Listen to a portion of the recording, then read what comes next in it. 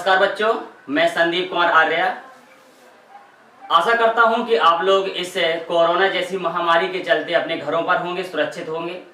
इस समय कोरोना के चलते हमारे बच्चों की शिक्षा में कुछ प्रभाव हो रहा है, जिस कारण से वो घरों पर ही रहकर अपनी पढ़ाई करें। ऐसा हमारे शासन प्रशासन द्वारा भी नियम चलाए जा रहे हैं। तो इसलिए बेटा आप लोग घरों में रहें, सुरक्षित रहें और लॉकडाउन का पालन करते हुए अपनी शिक्षा को जरूर ग्रहण करते रहें और अपनी पढ़ाई पे कोई व्यवधान ना आने दें, क्योंकि ये समय तो आपका चलता ही रहेगा, लेकिन हमें अपने जो भी सब्जेक्ट पढ़ना है उनको डेली अध्ययन करना ही है, क्योंकि ये पढ़ाई का समय है। उसके बाद आपको कम समय बचेगा, इसलिए आप अभी से तत्पर हो जाइए और अपनी शिक्षण गति में गतिशील हो जाइए। अब इसमें बात करते हैं हम, जैसे बेटा इस समय कोरोना जैसी महामारी चल रही है, उसके चलते आप लोग घरों में रह रहे हैं, तो उसके कुछ जो नियम बताए जा रहे हैं उन नियमों का पालन करिए। उसको हमें बताने की कोई आवश्यकता नहीं है। आजकल टीवी के माध्यम से अन्य तरीकों से भी आप लोगों को सब कुछ जागरूक कराया जा रहा है, लेकिन हम आपको यही एक बस कहेंगे कि जो ये समय चल रहा है आप लोगों के लिए बहुत ही अच्छा है, क्योंकि अगर ये हमारा कोरोना जैसी महामारी है तो जी रहे हैं तो आपका तो काम वैसे ही घर पे रहना होता, पढ़ाई करना होता है। वो अलग बात है कि इस समय विद्यालय बंद है, जिसके कारण आपको शिक्षक आपके माध्यम आपके सम्मुख रहकर नहीं पढ़ा पा रहे हैं, लेकिन आज के समय में सभी शिक्षक आपको ऑनलाइन के माध्यम से आपको पढ़ाने की सुविधाएं दे रहे हैं। इसलिए आप भी पढ़िए और जो हमारे टीचर्स जो मेहनत कर रहे हैं उनके साथ भी आप कदम के साथ कदम मिलाकर चलिए, ताकि आपको भी लाभ हो पाएगा और हम शिक्षकों को भी लाभ हो पाएगा। तो आज बेटा हम सबसे पहले बात करते हैं आपव्यू, जो इंटरमीडिएट का जो तीसरा लेसन है, जिसको बोलते हैं हम लोग आपव्यू है। इंग्लिश में इसको हम लोग मैट्रिक्स बोलते हैं। अब जानते हैं कि आपव्यू के कितने प्रकार होते हैं। तो सबसे पहली बात हमें याद रखना है क्षैतिज आपव्यू। क्षैतिज आपव्यू जिसको हम लोग हॉरिजॉन्टल मैट्रिक्स बोलते हैं। क्षैतिज आपव्यू क्या कहलाता है, उसके नाम से ही स्पष्ट है कि क्षैतिज में लंबाई में ज्यादा होगी। जैसे हम एक एग्जाम्पल बना लें, अगर आपने ऐसे एक एग्जाम्पल बना लिया, आपव्यू लिख दिया है 1 2 3 4 5 6, तो ये हमारा अगर इतना ही ले लीजिए तो ये हमारा क्षैतिज आपव्यू कहलाएगा। क्यों, कैसे बन गया, देखिए यहाँ पर देखिए लंबाई में ज्यादा लग रहा है, ये क्षैतिज आपव्यू है। जैसे इसका दूसरा है ऊर्ध्वाधर आपव्यू।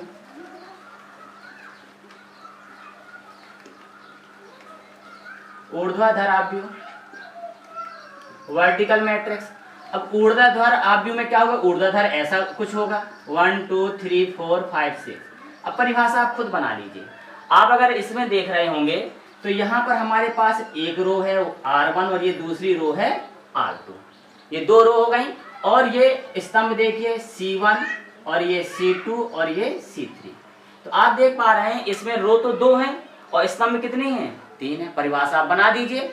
वह आपव्यू जिसमें पंक्तियों की संख्या स्तंभों की संख्या से कम होती है उसे हम क्षैतिज आपव्यू कहते हैं। ये ऐसा बोल सकते हैं, वह आपव्यू जिसमें स्तंभों की संख्या पंक्तियों की संख्या से अधिक होती है उसे हम क्षैतिज आपव्यू कहते हैं। ये आपको हमारे हिसाब से क्लियर हो जाना चाहिए।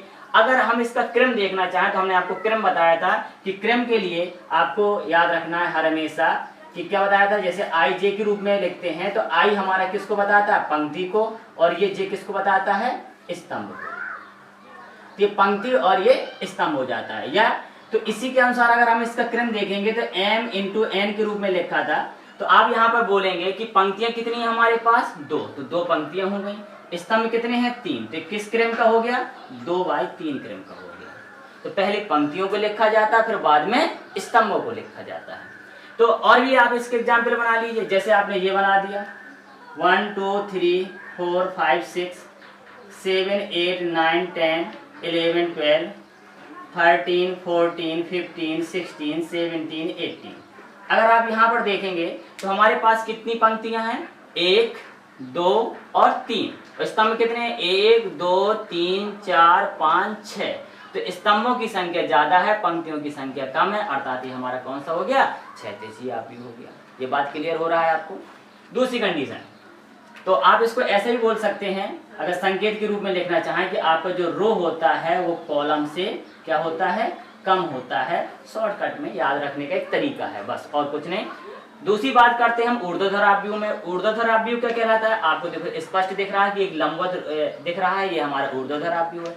सेम कंडीशन आप परिभाषा बना लीजिए, ये R1 हो गया, ये R2 हो गया और ये R3 हो गया, ये C1 हो गया और ये C2 हो गया। अगर अब इसमें आप देख रहे हैं तो रो ज्यादा है और कॉलम कम है, तो आप क्या बोलेंगे? रो ज्यादा है और कॉलम कम है। तो वह आव्यूह जिसमें पंक्तियों की संख्या स्तंभों की संख्या से अधिक होती है उसे हम ऊर्ध्वाधर आव्यूह कहते हैं। और यहाँ पर देखिए पंक्तियों की संख्या कम थी, यहाँ पर पंक्तियों की संख्या अधिक है। आशा करते हैं कि आपको ये एग्जाम्पल समझ में आए होंगे। और भी आप बना सकते हैं, इस प्रकार भी आप लिख सकते हैं 1 2 3 4 5 6 7 8 9 और इधर से आप 10 11 और 12। तो आप यहाँ पर देखेंगे कितना है, कितनी रो है आपके पास? R1 R2 और R3 और यहाँ पर R4। और स्तंभ कितना है? C1 C2 और C3। तो आप देख पा रहे हैं यहाँ पर ये R4 है और ये कितने हैं? 3 है। तो 4 बड़ा है, 3 छोटा है, अर्थात रो अधिक है, कॉलम कम है। हमारा कौन सा हो गया? ऊर्ध्वाधर आव्यूह हो गया। ये कभी कभी एक आध नंबर की आ जाती है डेफिनेशन लिखने के लिए, आपको पहचान करना सीखना है। तो ये हमारा क्षैतिज आव्यूह हो गया और ये हमारा ऊर्ध्वाधर आव्यूह हो गया।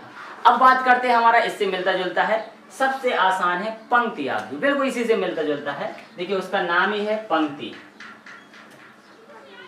रो मैट्रिक्स, पंक्ति आव्यूह, या इसी को पंक्ति सदिश भी बोल देते हैं। तो पंक्ति आव्यूह क्या कहलाता है? देखिए पंक्ति से नाम स्पष्ट है, जिसमें पंक्ति की प्रधानता हो उसे हम पंक्ति आव्यूह कहेंगे। ऐसे ही बोल सकते हैं, जिसमें पंक्ति की प्रधानता उसे हम पंक्ति आव्यूह बोलते हैं, या जिसमें केवल एक पंक्ति हो उसे हम पंक्ति आव्यूह बोलते हैं। जैसे कि आप देखेंगे यहाँ पर कोई भी आव्यूह लिख दिया हमने 1 2 3 4, तो हमारी क्या है? इसमें कितनी पंक्तियां? केवल एक पंक्ति है।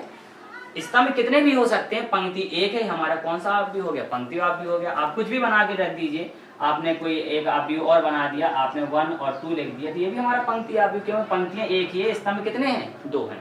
तो ये आपको समझ में आ रहे होंगे। तो ये हो गया हमारा पंक्ति आव्यूह, रो मैट्रिक्स या पंक्ति सदिश, रो वेक्टर।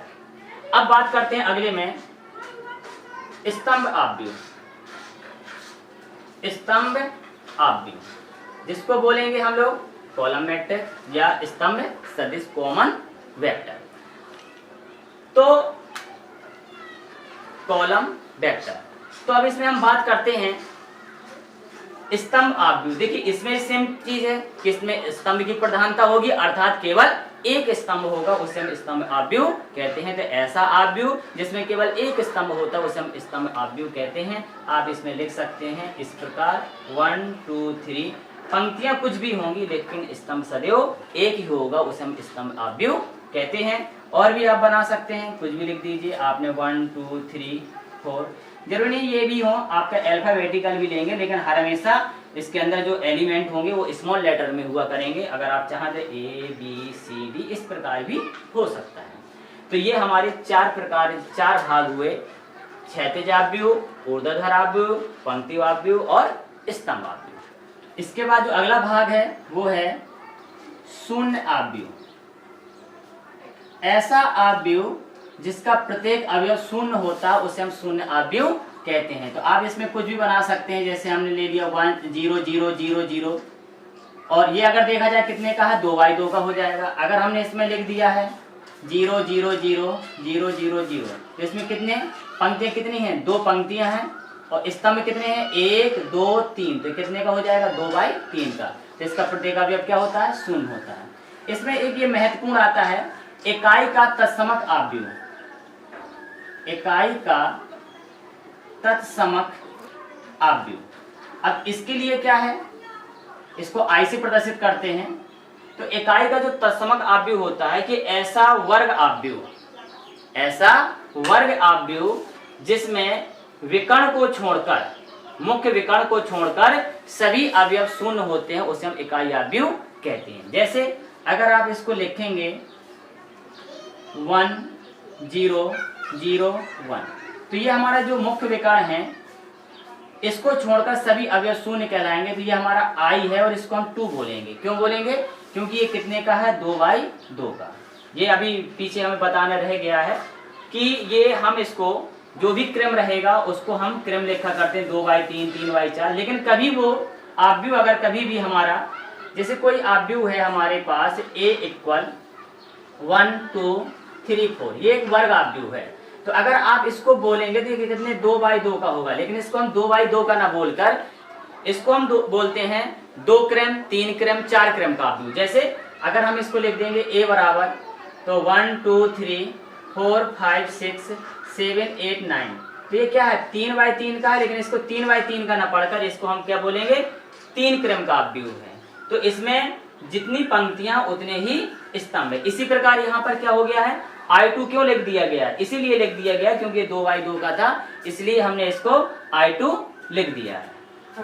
अब हम बात करते हैं अगला जो होता है हमारा वो कहलाता है मुख्य विकर्ण। मुख्य विकर्ण, अब मुख्य विकर्ण जो आप पिछले में ही देख चुके हैं, मुख्य विकर्ण कहलाता है कि आव्यूह में जो प्रथम पंक्ति होती है, तो प्रथम पंक्ति का जो पहला अवयव है और लास्ट पंक्ति होती है उसका जो अंतिम अवयव है को मिलाती हुई ये बाईं ओर से जितने भी अवयव आएंगे ये सब हमारे विकर्ण आव्यूह ही कहलाते हैं। ये 2/2 हो सकता है, 3/3 हो सकता है, 4/4। जैसे हम इसको लिखेंगे 1 0 0 0 1 0 0 0 1, तो ये हमारा 3/3 का है, इसलिए हम इसको क्या प्रदर्शित करेंगे I3। इसी प्रकार 4 का भी हो सकता है, आप इसको इस प्रकार बनाएंगे 1 0 0 0 0 1 0 0 0 0 1 0 और 0 0 0 1। तो आप ये देखेंगे ये जो पद हैं ये हमारा मुख्य विकर्ण कहलाता है। तो इसको हम इकाई आव्यूह भी बोल सकते हैं क्योंकि ये I4 तो है ही, क्योंकि ये 4/4 का है, ये I4 तो है ही, लेकिन साथ साथ में ये मुख्य विकर्ण आव्यूह भी। तो विकर्ण आव्यूह ये भी वर्ग आव्यूह होता है। विकर्ण आव्यूह में मुख्य विकर्ण को छोड़कर सभी अवयव क्या होते हैं शून्य होते हैं, उससे हम विकर्ण आव्यूह कहते हैं। जैसे हम लोगों ने बना दिया 1 0 0 0 2 3 0, यहाँ 0 रहेगा और यहाँ पर रख दिया हमने 3।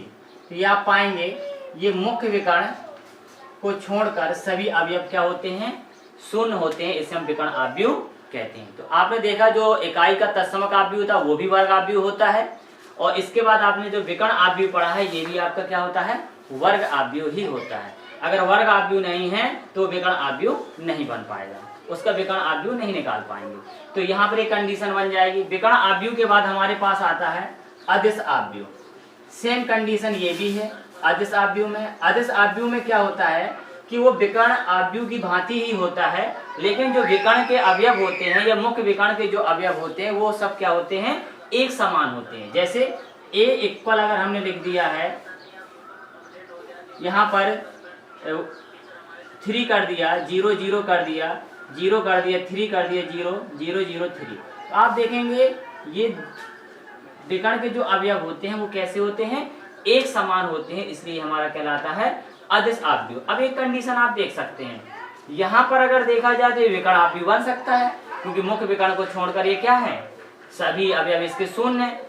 दूसरी चीज यहाँ पर अगर 1 1 1 हो जाता तो हमारा क्या कहलाता अदिश आव्यूह बन जाता। क्यों बन जाता क्योंकि इसमें तो ये कंडीशन है कि सभी अवयव कैसा होना चाहिए एक समान। तो यहाँ पर अगर हम ये कंडीशन बोल देते हैं ऐसे 1 0 0 0 1 0 0 0 1, तो ये भी तो हमारा क्या बन सकता है अदिश आव्यूह बन सकता है क्योंकि इसके सभी अवयव कैसे एक समान। ये अदिश आव्यूह भी है, ये हमारा इकाई आव्यूह भी है, और साथ साथ में ये हमारा विकर्ण आव्यूह, ये सभी विकर्ण आव्यूह है क्योंकि विकर्ण को छोड़कर सभी अवयव शून्य है। तो इसमें देखिए कंडीशन क्या बना सकते हैं। पहली कंडीशन तो इसमें ये बोल सकते हैं जो इकाई आव्यूह होता है वो इकाई आव्यूह आपका क्या हो सकता है अदिश आव्यूह भी हो सकता है, वो विकर्ण आव्यूह भी उसको बोल। निम्न त्रिभुजीय आव्यूह, निम्न त्रिभुजीय आव्यूह। अब देखिए इसमें अगर हम इसका पहले चित्र बना लें अर्थात इस आव्यूह को पहले लिख लें, कैसे अगर हम लोगों ने लिखा है इस प्रकार 1 0 0, इसके बाद यहाँ 2 3 0 4 5 6, तो अगर आप देख पा रहे हैं ये मुख्य विकर्ण है और मुख्य विकर्ण के ऊपर के सभी अवयव शून्य हों, मुख्य विकर्ण के ऊपर के सभी अवयव शून्य हो तो उसे निम्न त्रिभुजी आव्यूह कहते हैं। ये भी क्या है, वर्ग आव्यूह ही होता है। तो इससे आप देखो क्लियर हो रहा है कि ये हमने इस प्रकार बनाया। अब आप ये कितने का बना हुआ, 3x3 का बना हुआ है, ठीक है। और ये इसी को क्रम 3 बोलेंगे। हमने बोला था कभी भी 2x2 हो, 3x3 हो तो उसको हम क्रम 3, क्रम 4 या 3 क्रम 2 क्रम इस प्रकार बोल सकते हैं। यदि 2x2 का है ये तो हम इसको क्या करेंगे, 1 0 2 3। तो आप देखेंगे मुख्य विकर्ण के ऊपर के अवयव शून्य है तो ये हमारा क्या कहलाएगा, निम्न त्रिभुजी आव्यूह कहलाएगा। क्रम 4 का तो यहाँ से हम बना पाएंगे 1 0 0 0 2, यहाँ पर कुछ 3 कर दिया, ये 0 0 4 5 6 0 और इधर से 7 8 9 और 10। तो आप पाएंगे ये जो हमारा मुख्य विकर्ण बना हुआ है, मुख्य विकर्ण के सभी ऊपर के अवयव शून्य हैं, अर्थात ये हमारा क्या है, निम्न त्रिभुजी आव्यूह कहलाता है। इसी से मिलता जुलता है ऊपरी त्रिभुजीय आव्यूह। अब ऊपरी त्रिभुजीय आव्यूह में कंडीशन क्या हो जाती है, इसका जस्ट उल्टा हो जाता है। ऊपरी त्रिभुजीय आव्यूह में ये मुख्य विकर्ण के ऊपर के अवयव शून्य होते हैं, उसमें मुख्य विकर्ण के नीचे के अवयव शून्य हो जाएंगे। सेम इसी से बना सकते हैं जैसे हमने पहले क्रम 2 का बनाया। तो क्रम 2 का आप लिख पाएंगे, इसमें आपने बनाया है यहाँ से 1 2 0 3। तो ये जो मुख्य विकर्ण है, मुख्य विकर्ण के जो नीचे हिस्सा है वो हमारा कहलाएगा, नीचे का जो हिस्सा है वो 0 वो कहलाएगा ऊपरी त्रिभुजी आव्यूह। अगली कंडीशन में आप इसको ऐसा बना सकते हैं 1 2 3 0 4 5 0 0 6। तो ये जो कंडीशन बनी ये हमारा क्या है, कौन सा, ऊपरी त्रिभुजी आव्यूह, क्योंकि नीचे के हिस्सा क्या है आपके 0 है। तो मुख्य विकर्ण के नीचे के सभी अवयव 0 होंगे। अगर इस क्रम 4 का अगर हम बनाते हैं, क्रम 4 का बनाने के लिए जैसे हमने ए बी का प्रयोग कर दे रहे हैं, A B C D alphabetical ले लिया, फिर हम लोगों ने यहाँ से 0 ले लिया, यहाँ पर ई एफ जी, फिर यहाँ पर 0 0 और एच और आई। अब 2 0 जब 3 0 हो जाएंगे, 0 0 0, यहाँ पर चलिए हमने जे कर दिया। तो ये जो हमारा मुख्य विकर्ण है, मुख्य विकर्ण के नीचे के सभी अवयव शून्य है, ये हमारा कहलाता है कौन सा, ऊपरी त्रिभुजी आव्यूह। अब बात करते हैं बेटा इसमें बस एक ही कंडीशन और रह गई है, वो कहलाता है आपका आव्यूह की समानता। अब आव्यूह की समानता कैसे कहलाएगी, आव्यूह समान हमारे क्या है, इसकी कंडीशन होती है कि सबसे पहली बात कि दोनों ही आव्यूह समान क्रम के होना चाहिए, दोनों ही आव्यूह क्या हो, समान क्रम के हों। जैसे हम आपको बता दें, इसको हम ऐसे भी बोल सकते हैं कि आव्यूह जो हमारा ए आई जे है वो हमारा बी आई जे दोनों एक ही क्रम के हों। जैसे आई का मतलब हम यहाँ पर प्रदर्शित करेंगे पंक्ति है और जे का मतलब यहाँ पर स्तंभ से है। तो कहने का मतलब ये है कि अगर हमारा ये कोई आव्यूह होगा 1 2 3 4 तो इस साइड का भी उसी क्रम का ही होना चाहिए, 1 2 3 4। क्रम अभी बताया हमने, संख्या अभी मिलना वो अलग बात बताएंगे। ये हमने बताया ये आपका कितने का है, ये 2x2 का है, ये भी 2x2 का, क्रम 2 का है। ये ऐसा ना बोलकर हम ऐसे भी कर सकते थे 1 2 3 4 5 6 और यहाँ पर हम लिख सकते थे 1 2 3 4 5 6 या A B C D E F. लेकिन अभी केवल हम ये आपको बताने वाले हैं कि ये है पंक्तियां कितनी, 1 और 2, तो 2 और स्तंभ कितने, 3 थे, 2x3 का, तो ये भी क्या है 2x3 का। अभी अब से हमें कोई लेना देना नहीं, पहले इसकी शर्त यही है कि दोनों ही समान क्रम के होना चाहिए। अगली कंडीशन, जब ये समान क्रम के हो जाएं, इनके अवयव भी कैसे होने चाहिए, बराबर हो जाएंगे, बराबर होना चाहिए। बराबर जैसे लिखने का तरीका, जैसे हमने कुछ कर दिया, जैसे हमने यहाँ लिखा 1 2 और यहाँ पर लिख दिया हमने 8 और यहाँ पर लिख दिया हमने 7। अब ये हमारा कितने है, 2x2 का है। अगर हम इसमें यहाँ पर करें या क्रम 2 का है, तो अगर हम यहाँ पर बोलेंगे तो हम इसको ऐसे भी लिख सकते हैं 1, इसको हमने लिख दिया 4 डिवाइडेड बाई 2, इसको लिख दिया हमने 4 + 4 और इसको हमने लिख दिया 7 या ओनली 7 लिख दिया। तो अगर आप देखें कि दोनों साइड के अवयव भी प्रथम प्रथम के बराबर, द्वितीय, द्वितीय के बराबर तृतीय, तृतीय के, सभी आपस में बराबर होना चाहिए। तो ये सभी क्या होंगे, आपस बराबर होना चाहिए। तो दो कंडीशन होती है, पहली बात समान क्रम के होना चाहिए और दूसरी कंडीशन बताया गया कि जो उनके अवयव हैं वो भी क्या होना चाहिए, समान क्रम का बराबर होना चाहिए। अब एक इसमें महत्वपूर्ण बात रह जाती है हमारी कि अगर हमारे पास जो भी क्रम दिया गया है, जैसे हमारे पास यहाँ पर हमने बोल दिया है AIJ, तो ये पंक्ति और स्तंभ, अगर कहीं लिखा हुआ है A11 तो ये पहली पंक्ति और पहला स्तंभ कहलाएगा। A12 हमारे पास A इक्वल दे रखा है, A इसको हमने लिख दिया 11, ये कहलाएगा A12, ये A13 कैपिटल से प्रदर्शित करते हैं और A यहाँ से रहेगा A21 और ये रहेगा A22, क्योंकि दो ही है ना। तो यहाँ से A11 पहली पंक्ति पहला स्तंभ, पहली पंक्ति दूसरा स्तंभ, दूसरी पंक्ति पहला स्तंभ। अब देखिए ना, ये दूसरी पंक्ति है और पहला स्तंभ है, ये दूसरी पंक्ति है और दूसरा स्तंभ है। तो जो आगे लिखा है वो क्रम है और मतलब उसका जो पंक्ति है और ये पीछे क्या है, उसका स्तंभ है। तो ये भी हमें याद रखना है कि IJ का मतलब क्या। अभी कभी कभी क्वेश्चन में पूछा जाएगा, जैसे आपके पास ये क्वेश्चन आप जो दे रखा है 5 6 9 2, अब आपसे पूछ दिया इसमें कि A12 कह दिया तो पहली पंक्ति दूसरा स्तंभ, तो पहली पंक्ति है और दूसरा स्तंभ है, तो ये पहली पंक्ति हो गया, दूसरा स्तंभ हो गया, तो कौन हो गया, 6 हो गया। हमारे पास ऐसा बना हुआ है 1 2 3 5 6 7 8 9 10। अब इसमें आपसे पूछ दिया उसने A13 निकाली, तो पहली पंक्ति और तीसरा स्तंभ में कौन आ रहा है, 3 आ रहा है। तो आप इसके अवयवों को निकाल सकते हैं कि कौन किस क्रम में अवयव में रखा हुआ है। तो ये हमने समानता का नियम बताया था, और जब वो अवयव समानता के नियम का पालन करता है तो उससे हम उसका रैखिक समीकरण भी निरूपित कर सकते हैं। जैसे कि दर्शा सकते हैं, जैसे हमारे पास लिखा है x + 1 2 5 6, यहाँ पर लिखा है बराबर है, और इधर लिखा है 3 2 5 और इधर लिखा है 6।